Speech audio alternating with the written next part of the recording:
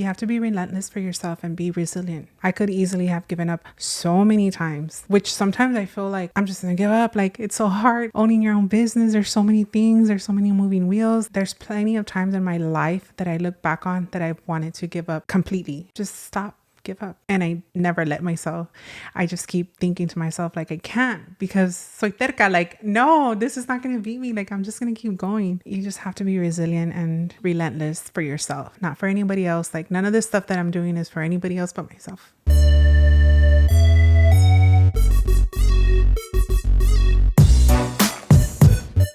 What's up, Savage Boss Babes and Dudes? It's Diana inside the Savage Studio once again, this time with the very first episode of 2024. Happy New Year. If you have been following us, thank you so much for the continued support. If you just happened to roll up on this episode for the very first time, or on this podcast for the very first time, welcome. I am very excited about this episode. I am excited about this new year. I think that not just personally, but for a lot of us that are in business, that are in entrepreneurship, I think 2024 is going to be a really good year. So I'm very excited for me and you both. And I wanted to kick off this season with a motivational entrepreneur, somebody that I know has a really cool story to share that might impulse you who is watching, who is listening to this episode. Maybe you have a project in mind. Maybe you started thinking about it last year, started, putting ideas together and maybe just waiting for something, maybe just a sign to take that leap of faith and start your project or start your business, launch something this year. Maybe this is gonna be the episode that helps you do that. So thank you so much. This is Esmie Calderon. She accepted the invitation to come out and be in the studio with us and share this story. I'm really excited to have you here. Me too. I didn't know that I was your first one for 2024. Yes, girl. We are exciting. Launching this season with you. And like I said, I am really excited about this episode because we've known each other for a while now. And this connection started, like a lot of them, through social media, because that's how it is nowadays. Everything is social media. So we started following each other, and I actually went to Esmie to start doing some waxing and lashes. Yes. And that's how we met. We just kind of hit it off, started talking, and we've been friends ever since. So I'm just really, really excited because ever since I met you, you always have a smile on your face. As soon as you walk into her studio, she just transmits like this beautiful, peaceful aura, and it's beautiful. I really, really like it. And the more that we started getting to know each other and interacting, that's when you start getting to know people, especially the estheticians that work on your face, and you know how it is. And especially with girls, you start talking, and getting to know each other. And once she started sharing some of her story with me, I was just like, oh my gosh, I would have never known. Like, what? That is crazy. I'm just like, and I don't know the full on story. So I'm going to learn most of this. Most of this is new to me too, just like it is to the people that are watching and listening. So originally born and raised here in San Antonio. Yes. In the West Side. What's area. Up, West Side? Right. Born and raised here. My mom also, dad is from San Luis Potosí. I grew up with my mom, my dad, my stepdad, and my siblings. And I have 2 brothers and a sister. What was it like growing up in your household? Were you the oldest? Were you the youngest, or in the middle? Or I'm the oldest. Okay. My mom had me when she was like 18, and then I had a brother after that. So it was basically just us 2 for a while. And then she ended up having 2 more kids.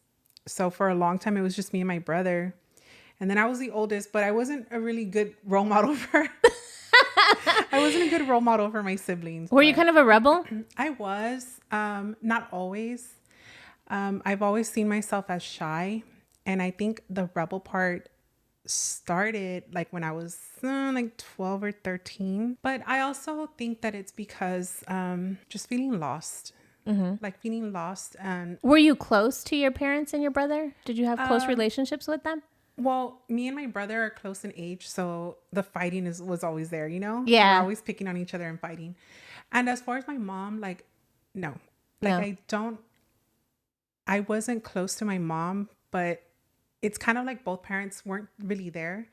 My dad worked out of town a lot, so we were always by ourselves. My mom had to work, and growing up, it was like that. Like, we didn't have her there, and my dad was like not there. What kind of toll did it take on you and your brother? Just having to be alone by ourselves all the time. Do you feel like it pushed you to grow up a little bit faster than you should have? I feel like it does. You try to remember the good parts of growing up. And for me, like things that traumatize you or things that you've been through in life, they kind of like mold you, and that's what you remember.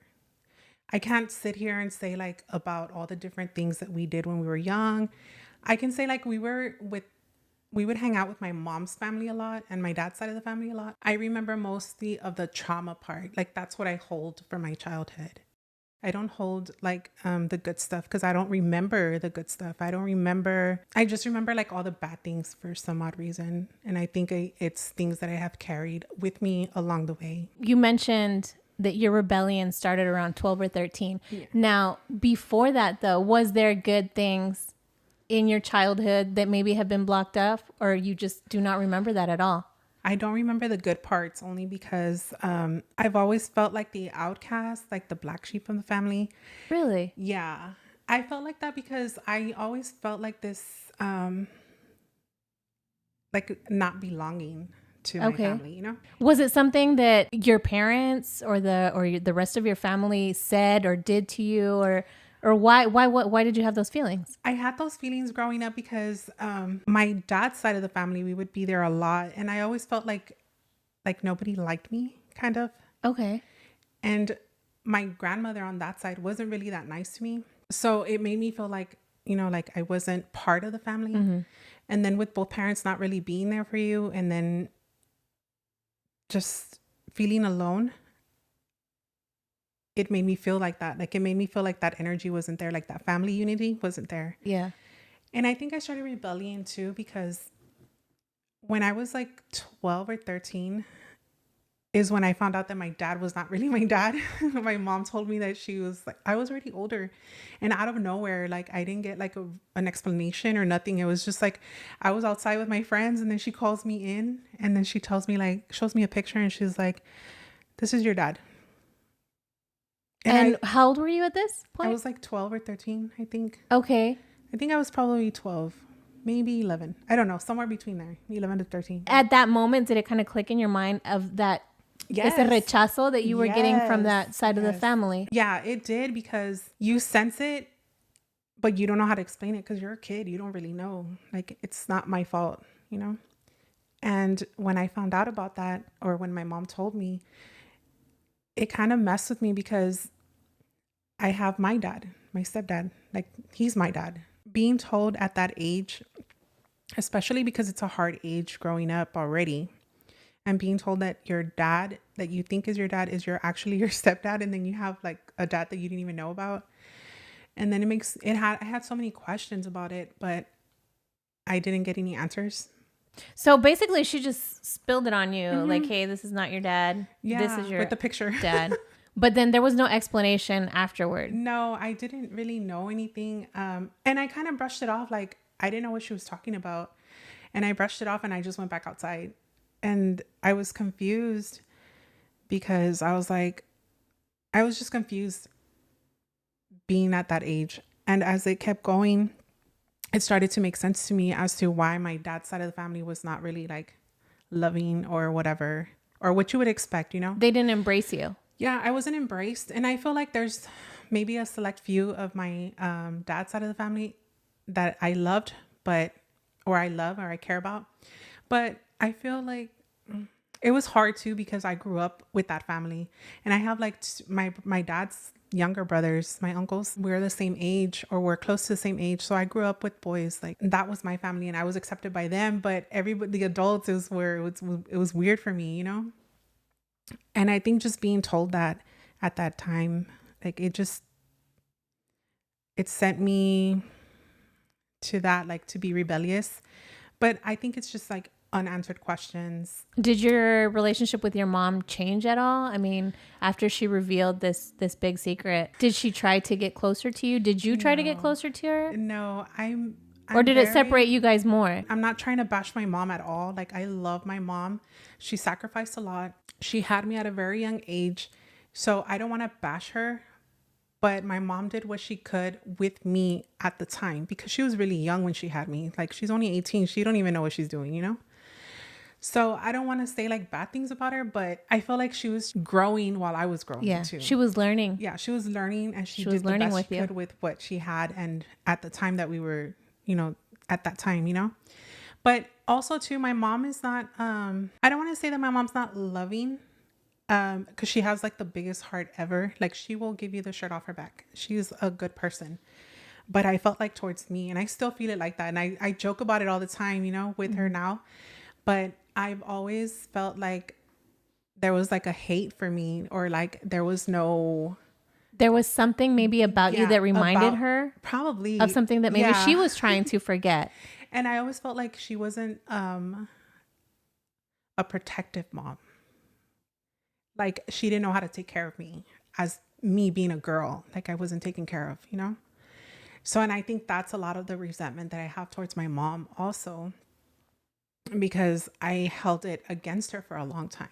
And you shouldn't, because whatever trauma happens to you, like, it's your baggage to carry regardless of who created it or what happened. Like, now you have it. So you gotta fix it. Like, you have to work with what you have or whatever life has thrown at you, and you have to deal with it.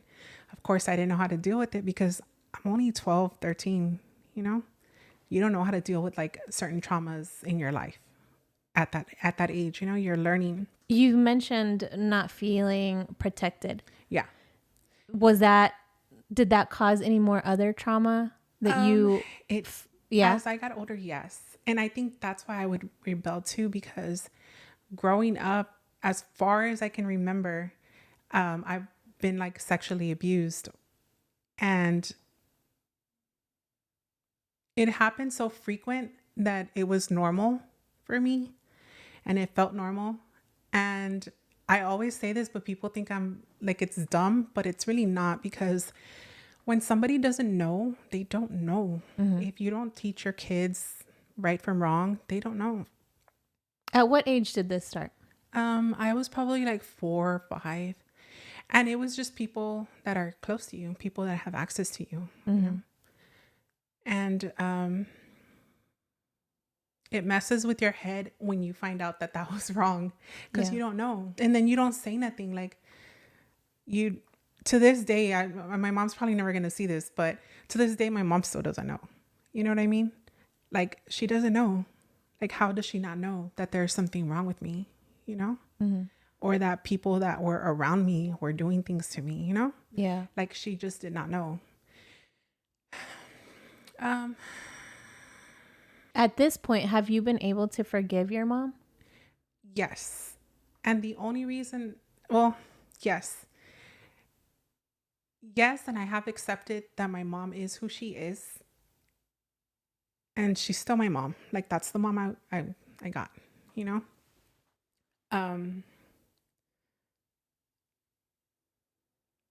It makes me wonder, like, what kind of life she had. Because I don't really know, like, a lot. I don't ask her about her childhood. I don't ask her about nothing. Like, I don't ask her because I don't know what to ask her.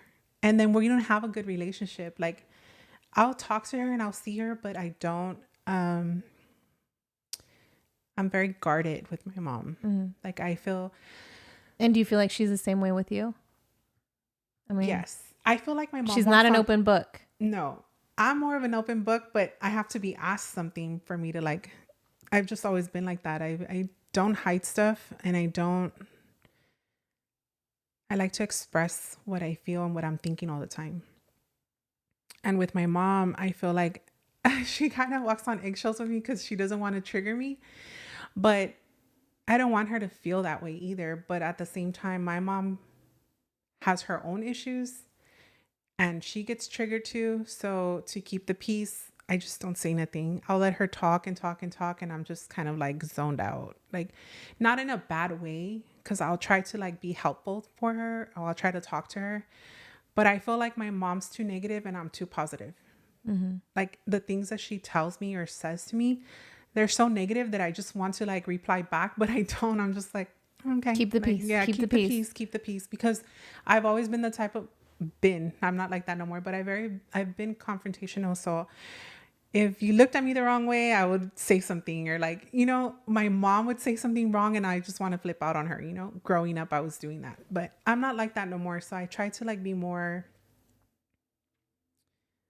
I want people to feel welcomed when they speak to me. I want people to be able to feel comfortable and not feel like I want them to feel like there's a safe space between us, And that's what I want to do for my mom, but it doesn't happen that way. Every time I'm around her. Well, at least in my case, and I was going to say, and we'll talk more about that a little bit further down the episode, but the very first thing that I said when we opened up was, when I first met you, you just transmit so much peace, so much, you're so inviting, that smile. Like, I had no idea of everything that you're sharing with us. So I'm curious to find out how you got to that point, because those two traumas that you just mentioned, for anybody to go through them is tough, let alone a child who, just like you said, doesn't know. If you don't have the protection of your parents, who are your protectors from the moment that you're born to the moment that you leave their home, I can only imagine how hard it is to overcome that type of hurdles and that type of challenges. But what did it lead you to? Those traumas, the dynamic between you and your family, what did it lead you to? I feel like it took me towards trying to find acceptance, trying to find love all the time. And I still struggle with that, girl. I still struggle with that because it's hard to find love when you don't love yourself. It's just hard. And I would get confused about it as I got older. I was confused about being accepted because I didn't feel accepted in my family. And it's tough because sometimes I still feel like that.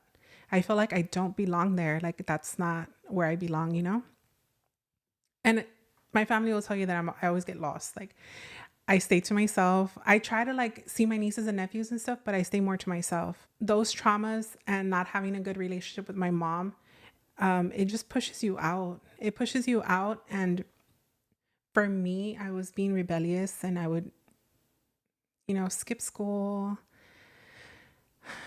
My mom was always on me. So she had some reason to always be upset with me. Yes. I always gave her a reason.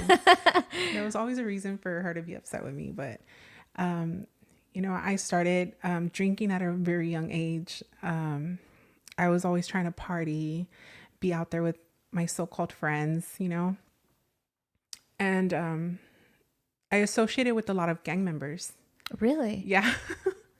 So like it was just like, being in that type of environment where you're doing nothing, you're just partying, drinking. Well, the whole thing, I mean, smoking. the thing about gangs or affiliations with gangs or stuff like that, it's the core idea of them is like building a community, Yeah, right? a family. Yeah, a family. Yeah. Essentially, that's what it is. Yeah. So, yeah, it makes sense that somebody who feels lost, alone, and who doesn't feel like they belong is, you gravitate towards something like that.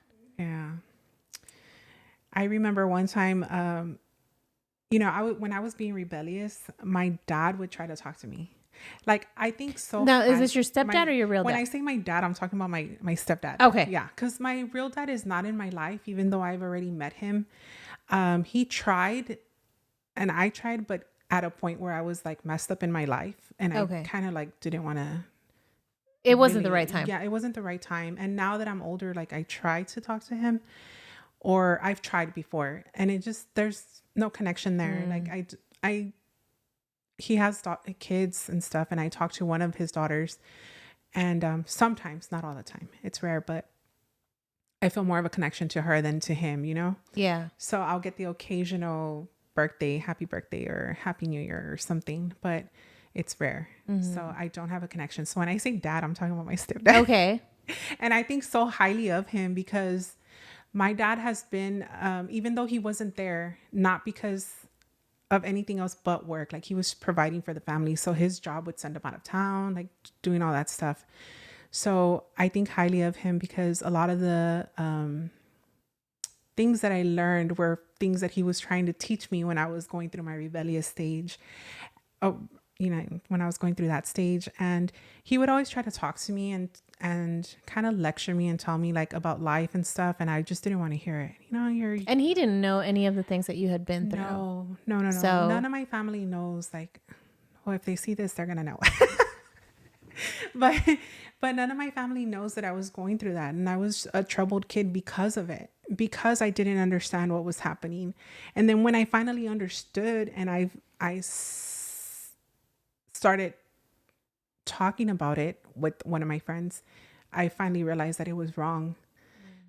And I still couldn't get myself to tell my parents. Like I could not, even to this day, I probably won't even say anything to them, And my dad didn't know that either. Like he didn't know that that was going on, especially because he was out of town and whoever was taking care of us or whoever my mom let into the house, like it was just.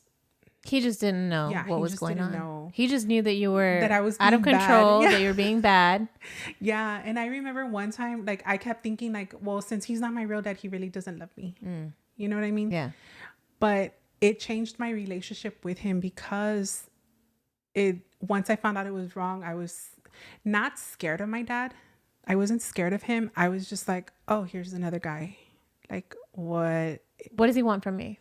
Yeah. But my dad has never done anything to me.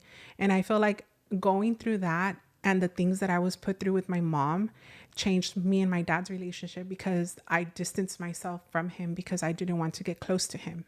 You know what I mean? Yeah. And it was was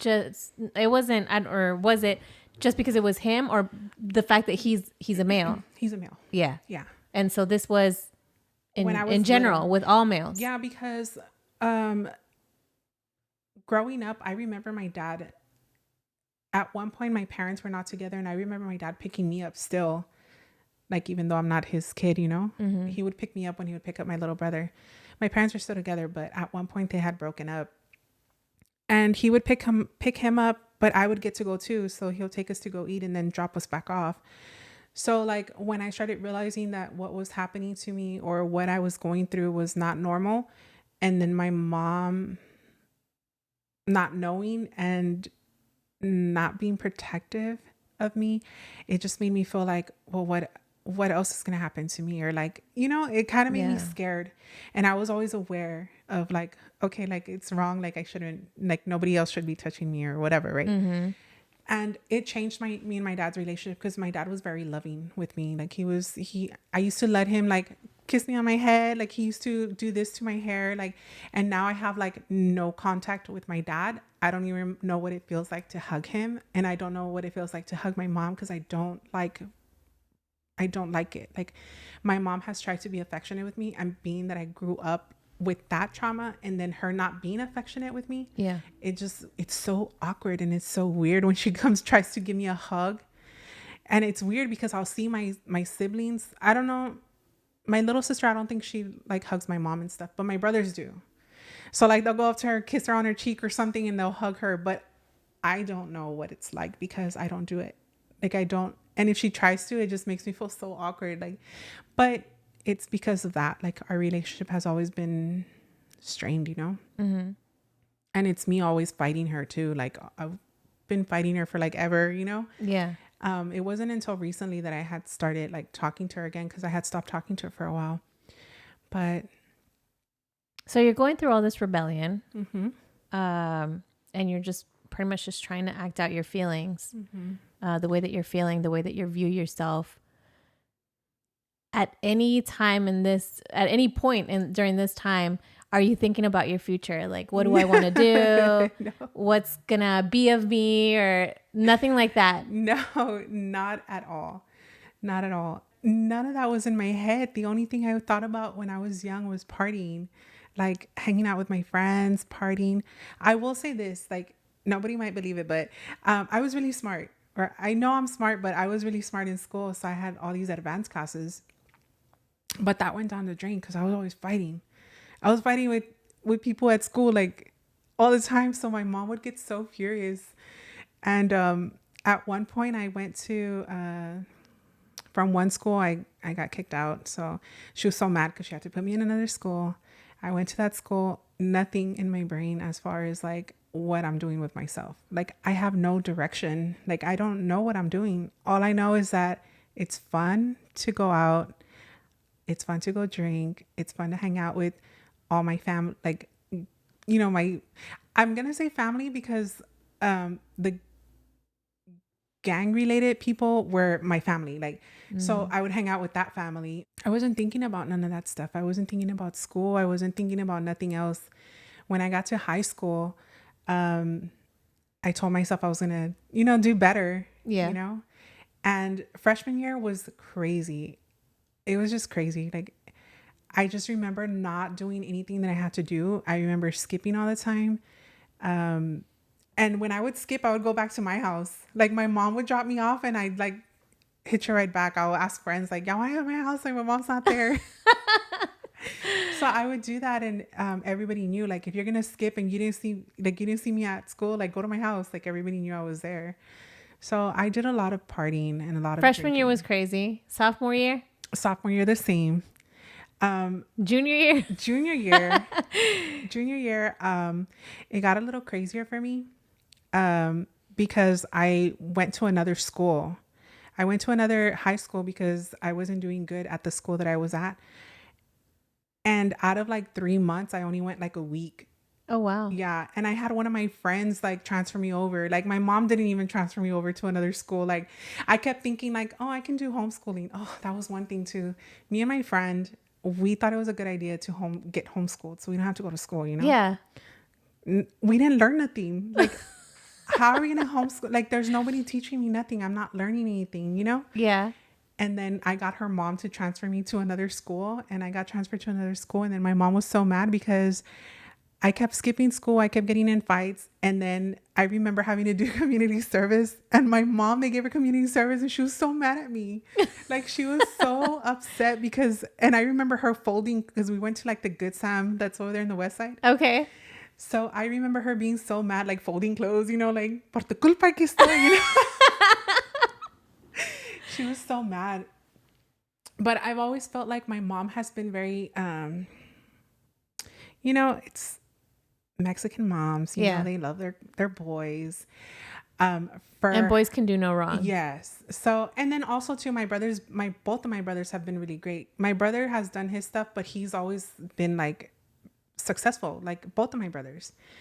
Everybody, like even my sister, like everybody's been on a straight road. Like I know exactly what I'm doing. Like everybody's been doing that. And I'm just like going every which way. Like, I'm like, I want to do this. I want to do this. I'm going to do this. I'm just like all over the place. And I still feel like that, but I think it's just in my nature. I feel like I strive better when I'm like in chaos or when everything's just all over the place. I don't know why I'm like that, but I am. And I do better when I'm under pressure.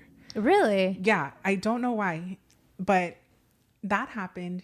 And after that, I went to, I got mixed up with drugs still, drinking and doing all that stuff.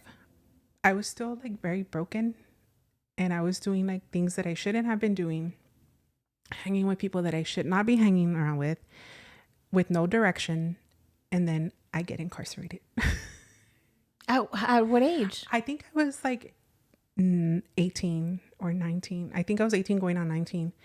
And I had been arrested several times before, like, you know, driving with no freaking, I don't know. I don't even remember my charges. Like I had all these different things, like dumb stuff, like, you know, but it finally ended up to that point where where I had gotten in trouble and then and you were still a kid. I mean, 18, 19.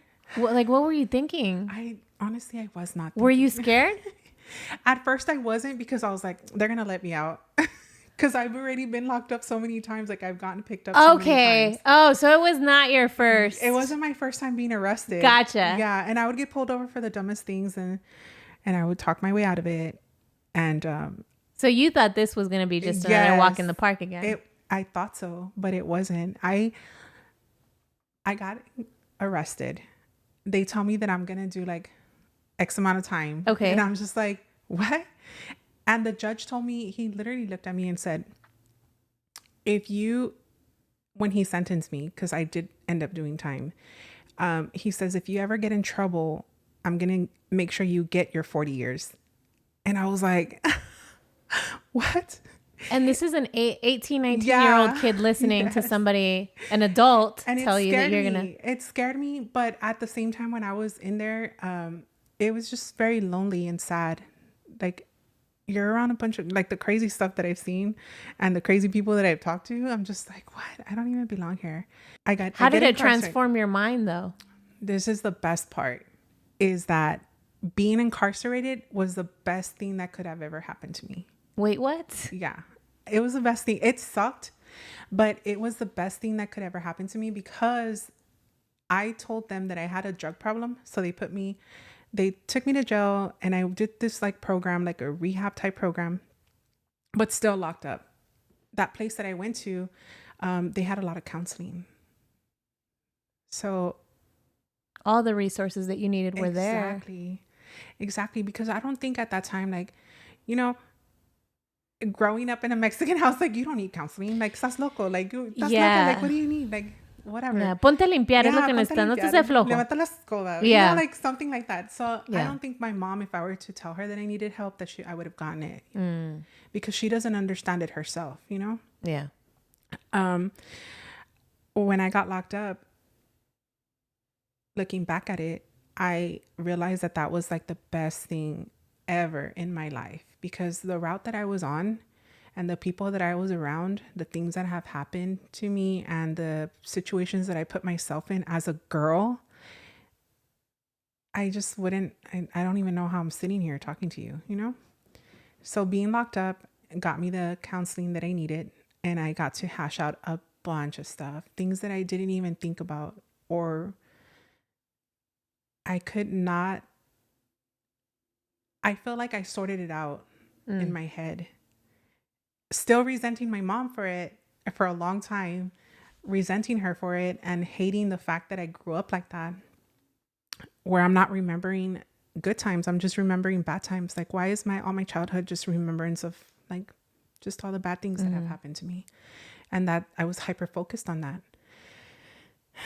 So what kind of toll did all these traumatic events have on your love life? Oh, it's been crazy. And I feel like I still struggle there, because I'm looking for something.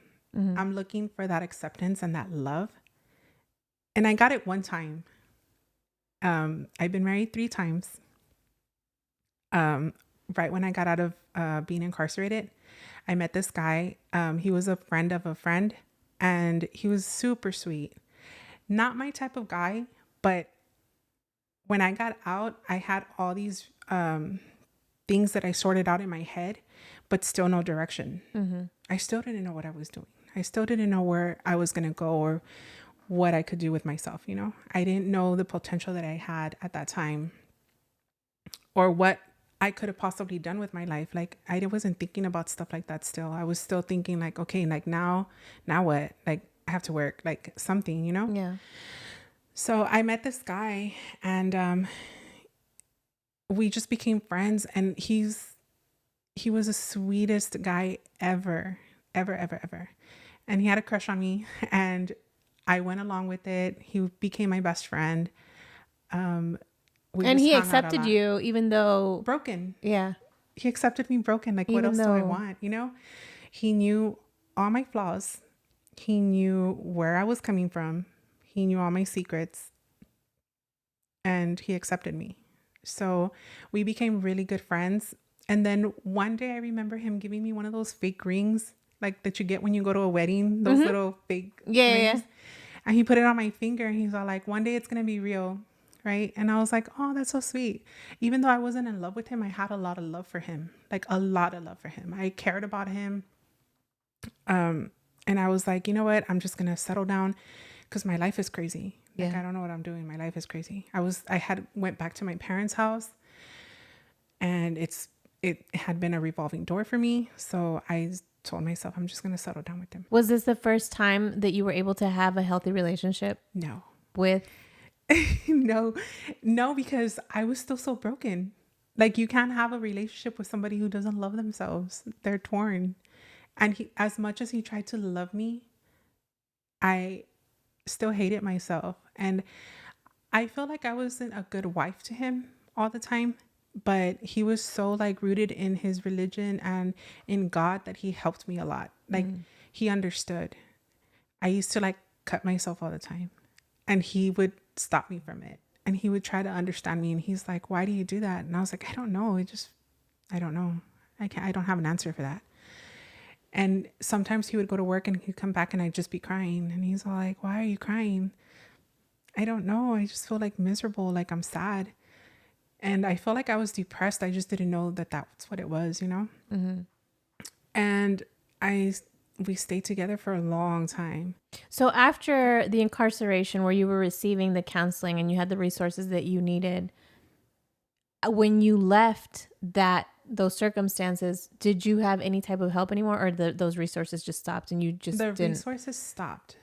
So you no longer were having any counseling or talking to anybody like that? No. Do you feel like that probably brought on those feelings of depression and sadness? And yes, because even though I sorted out certain things in my life, I still had so much resentment towards my mom. And I had so much, I lost, like being lost, not having any direction in life. Like, I didn't know what I was doing. But when I got married with this guy, his name was Angel, and he lived up to it. Like, he had a heart of gold. And no matter how crazy I was, what I wanted to do, he was just right behind me, like supporting me and doing whatever, right?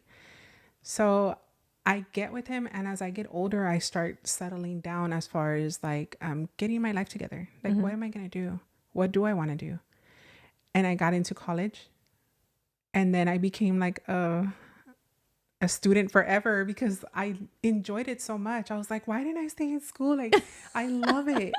This is what I was missing out on. This is what I was meant to do. Like, no, I loved it. And I just kept going to school, and of course, I changed my mind all the time. So I kept doing like all these, I would major in something else, and then I'd major in something else. I literally went to school for like 10 years just to community college because I loved it so much. And I kept switching I've been an art major, psychology major, like astrology, like all these different things that I did. And you were just soaking it in. Yes. Everything that you had missed out on. I loved it. And when I finally graduated, it wasn't until 2017, but before that, I wanted a family with my husband, but he couldn't have kids. And we had already been together going on 9 years. We were going on 10 already. And I did something that I regret so much, but I ended up leaving him and I started dating somebody else. In that process, I did it so quick. I talked to him though. I told him, like, I was upfront with him, and I told him like what I wanted. And I said, like, it's 9 years, and like, I want to have kids, you know? Yeah. So he understood, and I told him that I wanted to break up. He didn't take it so well, and he was already sick. Or he had been getting sick or something like that in the time that I had left the house, because I told him, I'm going to leave the house and then you can leave whenever you know, I'm not in a rush or anything. And then I ended up talking to this guy, and he passes away before like I can even like talk to him, because he was so mad at me that he wasn't talking to me. And wow. That was hard. Not being able to talk to him and explain things to him, because at one point we were okay until I told him that I was talking to somebody else, and he just didn't want nothing to do with me. And he passed away, and we were still married. Like, it had only been like a month, I believe, like a month when we were going through this transition, and he passed away. And that was like heartbreaking, because I still loved him. Like, he was still my best friend. I still cared about him. And then the whole, like, everything around it just like fell apart. Like, just going through the service, the job that I was working at a law firm, and I didn't show up for work. Like I was going through all this stuff with him and I got let go because I wasn't there. And So this only added to that big load that you already had of sadness, of depression, mixed feelings, mixed emotions. yes. This only added to it. Yes. But in between those years that we were together, I feel like I started getting better. I stopped doing the things that I was doing. I started focusing. I went to school. I got a good job. I was working. I was doing what I had to do as what you're supposed to do, you know? I was doing good, but it was that like I wanted a family so bad. I wanted kids. And then I kept telling myself like, I'm not getting any younger. Like I gotta have kids. Like there was like this pressure, you know? And then the second guy that I had met, he already had kids. So I was like, maybe I'm gonna have some kids, you know? And I dealt with the guilt, but I pushed myself to move forward with somebody else that I didn't let myself grieve. Like I could not. You didn't give yourself time. I didn't give myself time at all because I was already talking to somebody, you know? Yeah. I just jumped from one place to another and I shouldn't have done that. Especially with the person that I did it, porque me fue muy mal. Like it wasn't good, you know? I just put myself in a bad situation. And career wise or job wise, what did that do? What did that relationship do for you? the first one? The second one. The second one? Because Okay. you said during the first one, I was already focused. I was going to Yes. school. You kind of had an idea of what you were going or what towards you were going. Yeah. But what did the second relationship do in regards to your career? The second relationship, I was still focused. I ended up with 2 degrees from San Antonio College. And then I went to St. Mary's. But the brokenness in me was not fixed. I was still going through a lot of things. A lot of regret. Like I had so much guilt and regret of what happened between me and my first husband. I ended up getting married to this second guy. And I'm thinking I'm going to have kids, but the relationship is already messed up. Like I saw it from the beginning. Like I just tried because I was like, well, now I'm already here. Yeah, I'm here. I'm already here. And I just I got to deal with my karma, pretty much is what I felt like. I've always felt that it was my karma for what I did to my first husband. So I was like, I got to deal with my karma, you know, I got to like just make this work. And the relationship was like not good at all. But what I did gain from there, well, first, let me step back. The relationship was not good. And I was thinking of having kids. Like I wanted to have kids so bad. And at one point I thought I was pregnant, but I wasn't. And then 2013, I ended up with uterine cancer. I had uterine cancer, and that just changed everything for me. Like it broke me even more because I'm over here leaving my first husband who treated me like a queen to get with this guy who doesn't treat me well. And I can't have kids. Like what? And on top of it, you get cancer. The cancer, like that was my move. Like I want a family. Like that's why I left. I wanted a family and it didn't happen for me. And it hurt me so much. During this time, what are your thoughts? Are you blaming yourself? Or how are you explaining to yourself what's going on in your life? I am blaming myself because I can't blame anybody else. Like you can't blame people for the situations you put yourself in. You're the one that made those decisions. You make your bed, you lay in it. And that's what I was doing. Not being able to have kids, like, was one of the worst things in my life at that point. You know, at that point, it was like really bad. It made me feel like depressed and it's not so much because, you know, oh, you can't have kids. It's the decision to have kids is taken away from you. Like if I want to have kids, like, you know, I can have kids. If I don't, I don't. Like, but it was just taken away. But it was taken away. And I was thinking like, oh, okay, the way I thought about it was it happened for a reason because he came with 2 girls. He had 2 daughters. So around when I got the cancer, we ended up buying a house together and he had custody of his daughters. So my focus became them, you know, and then they needed that mother figure in their life at that time, you know.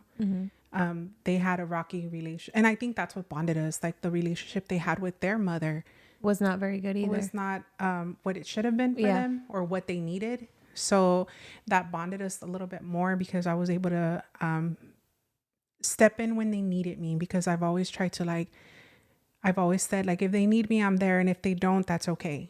Like, I'm not going to push myself on them. I want them to know that I'm still here if they need me. So they became my world. But after I got that out of my head about the whole, like, not being able to have kids, I focused on school more. So I went to St. Mary's. I wanted to set a good example for them, you know, because I know what it's like to have to depend on somebody or be with a guy because of whatever your situation is. And I wanted them not to have to do that. I wanted them to be able to grow up and, like, take care of themselves. Set themselves up for success. Yes. And at that point, I was thinking like that. I was so motivated, but it was hard because here I am in a bad relationship. I'm working full-time job and I'm going to school full-time and I'm being a full-time mom and I'm trying to do housewife stuff. Like, I was being torn to pieces everywhere. Like, I was just everywhere. And that also took a toll on me. Like, I was over it. And then our relationship ended in 2018, I think. And I'm like, you know, when you have a broken heart, like, you feel the pain, but you can have a broken mind too. And I think people sometimes don't realize that when you can't focus, like, sometimes your mind just breaks. And I feel that's happened to me because I was so, like, 4.0 GPA at St. Mary's, and I'm thinking of going into law school. I got an offer I had all these, like, grants and stuff, and I'm thinking about going to law school, and I'm literally like 3 classes away from getting my bachelor's, and they offered me like a double program so I can work on my master's and my bachelor's. And I was doing that too. So I'm taking full-time classes, plus I'm doing evening classes to work on my master's. And then my relationship falls apart, and I feel like it broke my heart and it broke my mind because I couldn't focus anymore. I could not focus. I could not read something to understand. And it was hard. It was hard because you've invested so much into a relationship and the person doesn't give that back. You know what I mean? Yeah. And it hurt. How did you get over the cancer? How did that situation end? And did you have anyone around you supporting you during this time? My family. My family has been very supportive throughout the whole time. But the cancer, when I got it in 2015, we had just had an aunt that passed away from cancer too, like breast cancer. So I talked to my dad and I had told him about the cancer, and I think it was my dad's decision. What he had told me that made me just do it, because I had to get a full hysterectomy. That's why I can't have kids. And I had to get a full hysterectomy, but my aunt had just passed away, and so cancer was very scary to my family. Yeah, because it had already been there, you know. So when I told my dad, he was like, no, just do it. Like, why do you want kids? I was like, I won't be able to have kids if I do the full hysterectomy. Like, I won't be able to have kids. I was trying to go the route of the therapy, like the chemotherapy and stuff. First, they were going to start with injections and do all these types of stuff to me. And I did it for like 2 months, I think, after I found out that I had cancer, 2 or 3 months. But after talking to my dad, like, he's the reason I just did it. Because I was like, my life is worth more. And then I don't remember who told me, but someone was like, what if you end up having kids and then you end up getting cancer again because you're just trying to treat it in one way instead of just taking it all out, and then you leave your kids without a mom? And I was like, you're right. So I thought about it. That just resonated with you? Yeah, because that would have been so sad. And then I did it. Like, I did it. And then I kept thinking, like, it's okay because I already have these 2 stepdaughters, you know, it's okay. But it wasn't okay at that time because I still didn't, those were not my kids. They're Yeah. somebody else's kids still, you know? Even though I treated them like my own, they're still somebody else's kids, you know? Mm-hmm. And I still keep them in my life, even though some people don't think didn't think I should, because they were young when we broke up, me and my second husband. But I would still do, if they called me, like, hey, I have a doctor's appointment, like, I'm there. Like, you need me, I'm there. People were like, no, you have to cut ties with everybody, like even the kids. And I was like, I can't. And the reason I can't is because I'm a stepchild. If my mom and my dad were to break up and my dad stopped talking to me, like, that would kill me because he's my dad. You know what I mean? Mm-hmm. So people just don't get it unless you're in that type of situation, you know? You can't tell somebody you love somebody and then just not talk to them. Yeah. So I couldn't do that to them. So I stayed around, but my mind was broken after the cancer is happening. I have a crappy relationship. I have stepkids. I'm trying to do school and all this stuff. And when we finally divorced, I couldn't read to understand anything. So how can I finish school? And I tried. My job, it was perfect because the job that I had, I was working at another law firm, a different one. They had picked a couple of people to go to California for some case that was happening up there.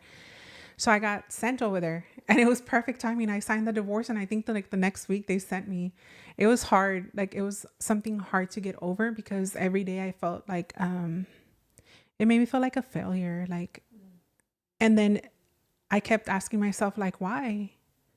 Which I stopped asking a long time ago, but that's our instinct as who we are. Like we always want to know why. Yeah. But for what? Like now that I think back on it, like who cares why? Like who cares why? It doesn't matter what they did to you. Like it doesn't matter. Like who cares? It's on them, not you. Like whatever they were going through, they did it because of them, not because of you. Like you just do you, like just move on.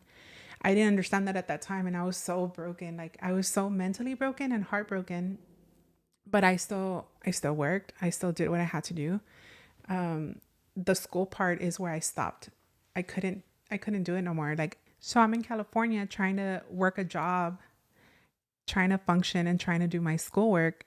Cause all I need is 3 more classes. Till this day, I still need 3 more classes. And that's one of my goals, to go back and finish it off. It's just that St. Mary's is so expensive, girl. Yeah. Like it's a private university. So like it's expensive. But that was always one of the things that I thought about as I got older. I was like, that's a school I want to go to. I didn't even know for what. I just knew that I wanted to go to because it's right down the street from my mom's, where I grew up. So I always felt like that was the university for me. So getting into it was a big deal for me. So, but yeah, I was in California and I'm just thinking like, I can't do this. So I stopped and I just kept doing what I was doing in California, just working and working and working. And then things got better. Like for me, things got better. But I still put myself in bad situations. Like I'm very impulsive when I do stuff. So I'm separated for like 2 years from I'm divorced already for 2 years. Then I meet this other guy, which leads me to my third marriage. It leads me to my third marriage, and I'm just... this is in California or here? No, here. Okay. Well, he's somebody I went to school with, although we didn't talk to each other, but I knew of him. So he just became my friend. Mm-hmm. He became my friend, and even though I was not interested, the impulse of me coming back into town, I came back into town, and he kept asking me out, and I didn't want to because I was like, I'm not interested. That's not what I want. And finally I asked him out because I was like, well, if we're just friends and he's very like friendly and nothing, no pasa nada, you know, like just to go out and hang out. So we did that and it was cool. Like he was very respectful. We ended up planning a trip, and on that trip, we got to know each other a lot more. So I thought, right? Mm-hmm.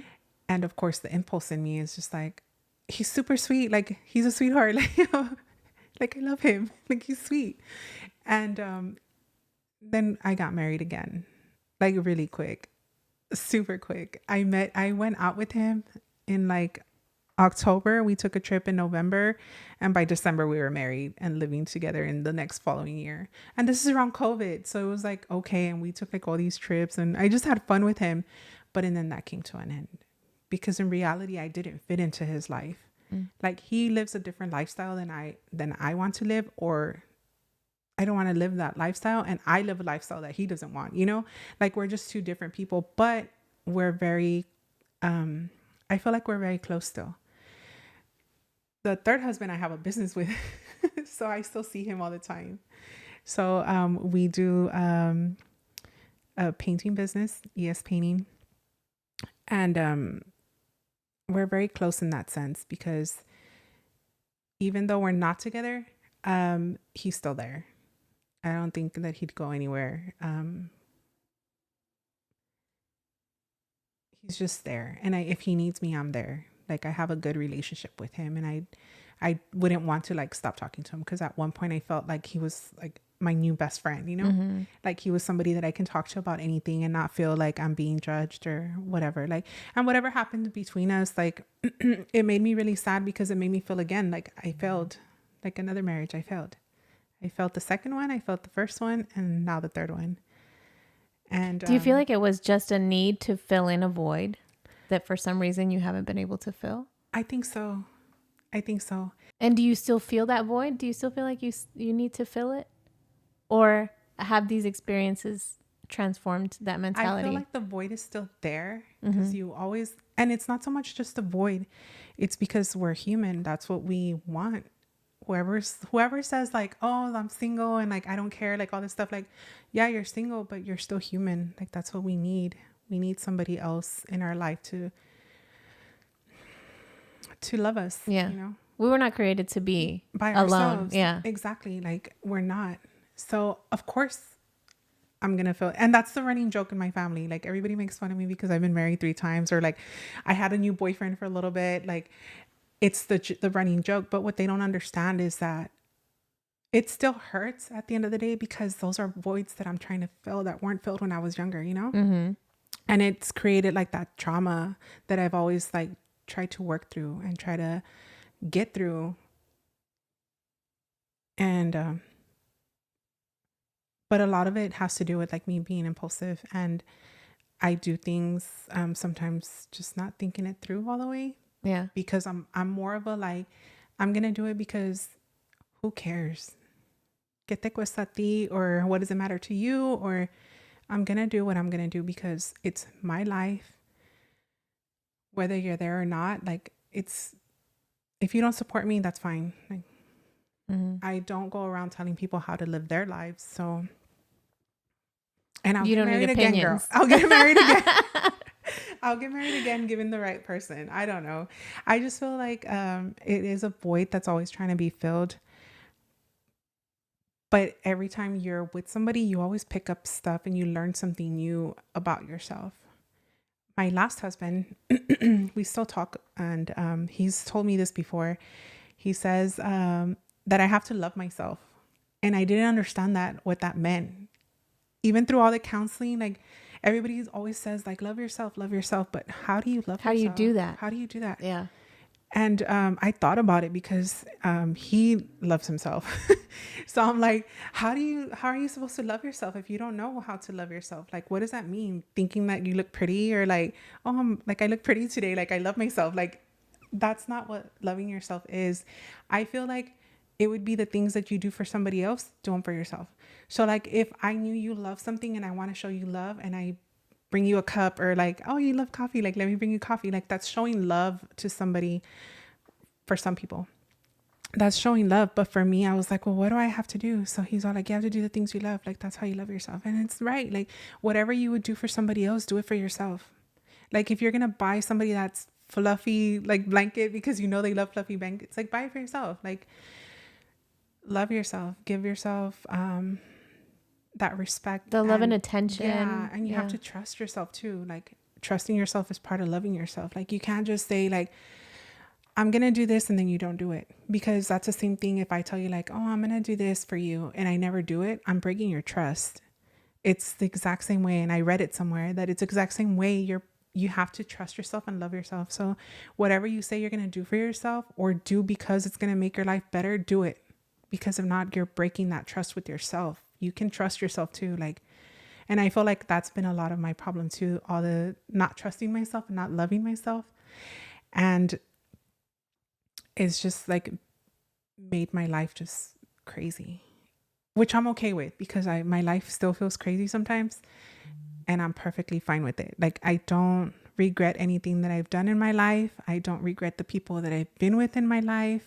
Maybe one person, but I don't regret it. Like, everything has taught me a lesson, and that's for everybody. Like, everybody's experiences, like, you have to pick something up from it and use it for the next time. Like, you have to learn something from it. You can't just go through life and not learn anything, except like the whole love thing and the whole like me getting married a couple of times. And like, I feel that's always going to be me because it's a void that I'm trying to fill. And even though I feel sometimes like whole and complete and that I've done what I need to do for myself, I feel like I'm not done. Like, there's always the next thing. It's still a work in progress. Yeah, it's a work in progress all the time. And if you're not a work in progress, like, what are you doing? Like, we're forever evolving, like, as a person. So you have to always keep, and that's what I always think about too. Like, if I were introduce people that knew me when I was young to now, and the people now to the person that I was when I was young, they would not know me. They do not understand me. And it's happened because I've had friends that they would talk about me and they're like, no, that can't be the same person. Like, no, not Esmie. She's so quiet. Like, no, like, because everybody that knows me now thinks like I'm this shy person, a quiet person. Like, I don't say anything. Like, but because I'm not the loud person, the confrontational person, like, I'm not that person anymore. So I've evolved from that. So people that know me now, when they know about my past, they're like, no, like, that can't be you. Like, no. And then my old friends, the people that knew me when I was growing up, it's like, what? Like, well, you're doing this now? Like, what? But it's just, you have to keep changing. You have to keep becoming a better person. And I think that's always my end goal, is just to like be a better person to myself and to other people around me. I don't want to like be shitty to somebody. I want to be a good person. And sometimes I fall short because I'm human, but for the most part, I try to like be good, because I know that that's going to come back to me. Like, the karma or those things, you know, everything that you put out is going to come back to you. And I feel like that's something that's always in my head. Like, I don't want to put bad stuff out. Like, I don't want to do anything bad. I don't want to hurt anybody. I don't want to do none of those things, because I want that in return. I want the people around me to like be good to me and treat me well, you know? So from law school to owning your own business, that's a huge leap. How did that come about? Well, because I didn't get to law school because I didn't finish the classes, you know, because that was going to be my next but step. Working in law, because you were already working for law offices. Working in a law so firm. From law to owning your own business, how did that come up to be? So during COVID, I got let go from the last place that I was at. And I'm not the type of person to quit places. So I was already fed up with this place. I was tired. It's one of those things when you do your job good, they add more stuff to you. And then when they add more stuff to me, I had given up. I was just like, I'm not going to. This is not for me. Yeah, this is not for me. So that happened. And then I got married. And then it's actually my third husband that put that seed of like owning my own business. Because he would always say like, well, if you're going to get a job where you can just take a week off so we can go like on vacation, because we were always going on vacation somewhere. And he's like, you don't need to be asking for permission. I know. And I was like, how do I do that? Like, how do I do that? And I was like, well, the only way I can do that is if I'm my own boss. So what do I want to do? And I started getting Brazilians, right, at this one place. And I could never get another appointment, because if I didn't book fast enough, I could never get an appointment. They were always booked. And then one day I sat and calculated, because I saw one of her posts and she's all like, oh, 2 appointments left for today. And then she showed her calendar and it was like 18 Brazilians at like, I always gave her a tip. So my Brazilians were like $67. And I was like, what? She's making that kind of money? Yeah. And I was like, what? So I thought like, oh, I can go into be an esthetician, because when I was younger, that was one of my interests, was like doing nails. I used to do nails. Beauty in general. Stuff. Yeah. Like my tias always had me plucking their eyebrows, shaping them, like doing all this stuff. And I had forgot about that. I forgot about that until I went to the school and I got enrolled, and I was like, I used to do these things. Like, I remember doing this stuff. So what I wanted to initially do was just do Brazilians and just waxing. But once I finished school, I didn't get clients for waxings. It was nothing but lashing, and I was horrible at lashing. I was just like, I'm never going to survive in this industry. It's not going to happen. But I used that. I started doing lashing, and then little by little, the waxing started coming in. Okay. So now I feel like I'm focused on the lashing and the waxing, and that's where I'm at with the business, with the beauty business. But I'm also a real estate agent. And this happened during COVID because I had already taken the classes, but I was in California, so I didn't take the test. So this time around, I was like, you know what? On the downtime, because when you start off, you don't have like all these clients lined up for you because you have to build that trust. And you usually don't have a whole lot of money either. Exactly. My poor husband, my third husband, pobrecito. Like, it was just horrible. So I was like, you know what? I'm going to do the real estate while this is building up. Mm-hmm. So I got the license. So I'm doing that also. And I enjoy it because it's like, you're helping people. And that's what it comes down to. Like in both industries, you're helping somebody get something, and it's that instant gratification for the beauty stuff, mm-hmm. Like it's a good feeling. It's a good feeling to make other people feel happy and good about themselves, Looking back at all that schooling that you went through, all those jobs, that you had, and now where you're at, do you miss all that, the law, the schooling and all that? Or are you happy in this situation that you are where you have your own business? I'm happy where I'm at, and it makes me excited whenever I do extra things, like go to conferences and stuff where they teach you other stuff. So I know teaching and learning things has always been my thing. So at one point I wanted to be a professor. I was thinking I'm going to go to school and then teach. But now the only thing I miss is just like going to school. Like sitting with the book and reading something and trying to figure something out, mm-hmm. or learning something new is what I miss. But the good thing is that you're always learning in the beauty industry because things are always changing. So that helps me out. And it's fun. And I don't miss working for somebody else. Like, I don't. The only thing I miss is like when it's slow at the shop and then you don't get that check. Exactly. That you're like, that I do miss. Like, that I do miss. I do miss the steadiness of the cash flow. Yes. But it's all worth it because it's something that I'm doing for myself, nobody else. And I'm not with my third husband. So my situation is like me trying to rebuild again. And that's one of the things I need to work on because I always seem to be rebuilding. And I want to get out of that loop. Like, I don't want to do the rebuilding. So that's why I'm more focused on myself now. Mm-hmm. And I don't want to focus on anybody else. It's good that you mention rebuilding, though, because yes, you've been rebuilding, maybe once, twice, 3 times or whatnot, but you've never given up. And that's what I hope that whoever's listening to us or watching us gets out of this, that regardless of how many times you fall, have to get up, dust yourself off, you just have to try again and try again and try again. Yes, you have because that's what you've been doing. Yeah, I think you have to be relentless for yourself.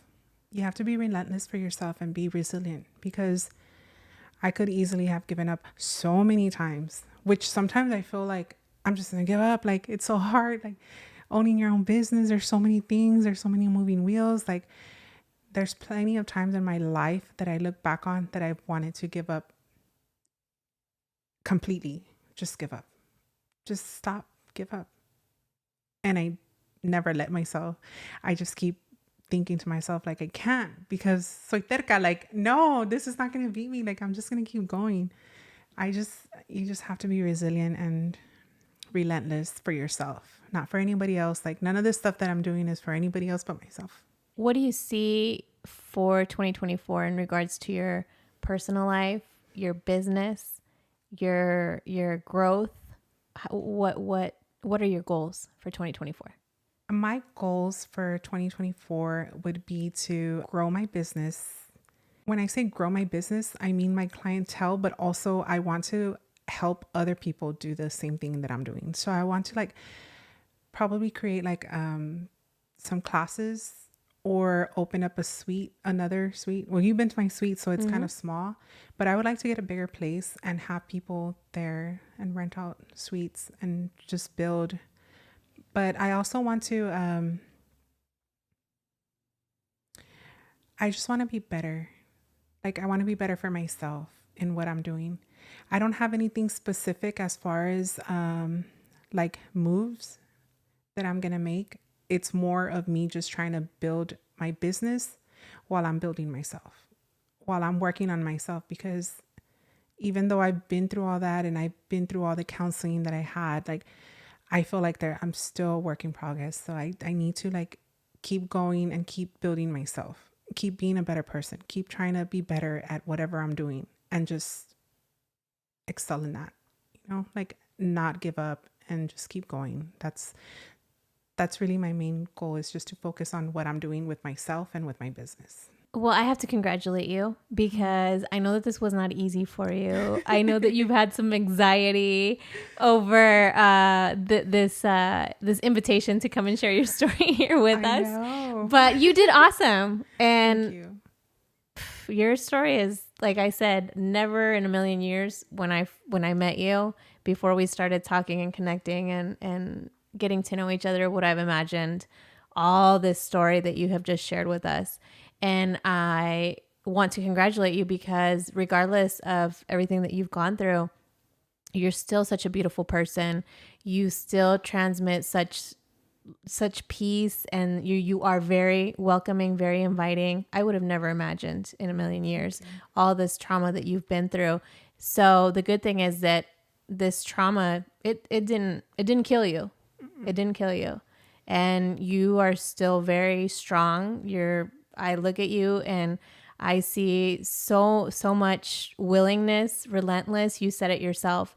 I know that you're not going to give up.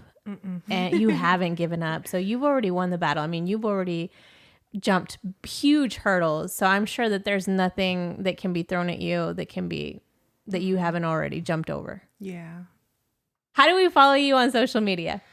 You can follow me on Instagram at Mera Beauty Lounge and at Esmie Tristan. So I have 2 different pages. One is for the beauty lounge and one is for the real estate stuff. So it would be those 2 places. Exactly. Please follow me. So if you are having some areas that are looking kind of bushy, she could definitely help you with the waxing. You're looking to buy or sell, please. She can definitely help you with that. Yes, I can.